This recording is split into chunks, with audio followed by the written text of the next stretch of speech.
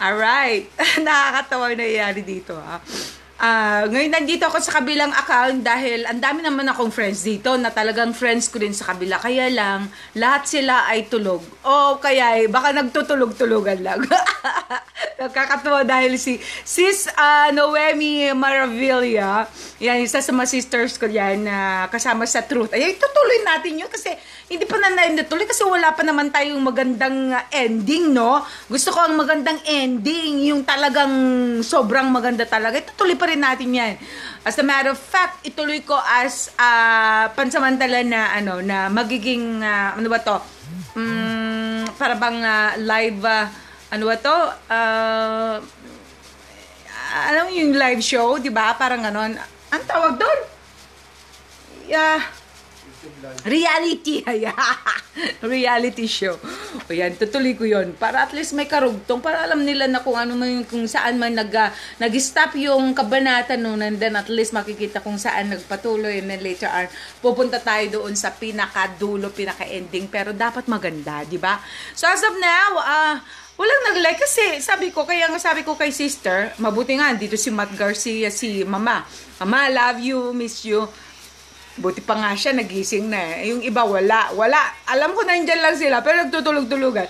Kaya nga sabi ko, mas maganda pa ata, pag sabihin kong gutom ako ulit, walang pera ulit, ako ay patay gutom ulit, o kaya ay hampas lupa ulit. Ang dami akong kaibigan, ang dami akong comments, ang dami akong nagla-like. Pero ngayon, nakikita nila na I'm going something to a level where kakaiba na, di ba? Maging businesswoman na ulit ako, ganun-ganyan. Talagang bumabalik na ako talaga kung ano yung dati and everything. May trabaho ako ulit and then may business pa ako and everything. Pagkatapos, all of a sudden, wala akong friends. Okay, fine, good. Kasi yung mga friends ko naman na alam ko naman kung sino talaga yung mga friends na kunwari lang nagiging friends sila because they really needed something to me before. Pero, ngayon, bibira na lang yung alam ko na talagang friends, the real friends, that I know na talagang alam ko na they are real, okay? They are very sincere. Kaya, ayan, bibilangin ko na lang sila. So, ngayon, makikita ko sino talagang totoong mga tao dito. Otherwise, kung hindi sila totoo, then magpa-plastic na lang tayo, okay? Pero ngayon, ayan, I'm proud naman na at least kahit papano, hindi na ako nagme-makeup, okay? Kasi usually mga artista, they cannot show themselves without makeup because ayaw nila na makita talagang totoong pagmumukha nila. But because I have already showed you guys that I have a very, very effective products as a matter of fact. And then, ayan, kung ano man yung formulation ko, sinend ko doon sa aking manufacturing company, as a matter of fact, sa China mismo, because kung talagang tingnan mo, the number one talaga in terms of cosmetics and in terms of health and beauty, doon nanggagaling mismo sa China. They can do everything, di ba? Fantastic talaga.